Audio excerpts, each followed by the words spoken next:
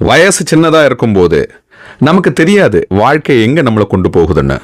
அதே சின்ன வயசுல தான் போகணும்னு நிர்ணயிக்கக்கூடியவங்களுக்கு தெரியும் என்னைக்காவது ஒரு நாள் வாழ்க்கை அங்க கொண்டு நிப்பாட்டுவன்னு. எனக்கு சொல்லித்தரதுக்கு யாரும் இல்லை. அப்படி சொல்லி தராதவங்களும் இலக்க போய் நிர்ணயிச்சிருக்கிறாங்க, சாதிச்சிருக்கிறாங்க.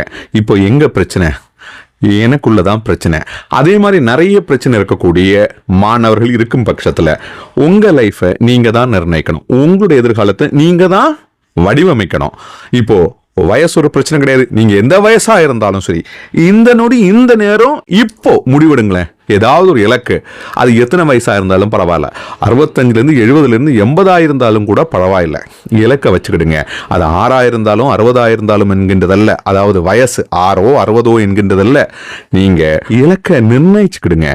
கடவுள் உங்களுக்கான இலக்கை நோக்கி போறதுக்கான குருமார்களையும் இலக்கை நோக்கி போறதற்கான சப்போர்ட்டிங் ஃபேக்டர்ஸ் உங்களுக்கு தெரியாமலே, அது நல்ல டீச்சர் ஆகட்டும், நல்ல பொருளாகட்டும், நல்ல விஷயங்களாகட்டும், நல்ல வாய்ப்புகளாகட்டும், நல்ல புத்தகங்களாகட்டும், நல்ல தலைவர்களாகட்டும், ஏதோ ஒரு விஷயம் உங்களுக்கு தெரியாமலே உங்க பக்கத்துல உங்களுக்காக கொண்டு தருவார்.